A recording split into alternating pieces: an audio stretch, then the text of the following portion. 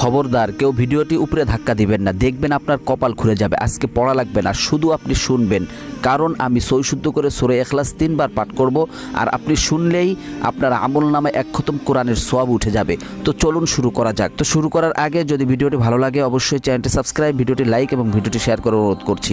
তো চলুন শুনে আসি 3 বার। বিসমিল্লাহির রহমানির রহিম। قل هو الله أحد الله الصمد لم يلد ولم يولد ولم يكن له كفوا أحد بسم الله الرحمن الرحيم قل هو الله أحد الله الصمد لم يلد ولم يولد ولم يكن له كفوا أحد بسم الله الرحمن الرحيم قل هو الله أحد الله الصمد لم يلد ولم يولد ولم يكن له كفوا أحد।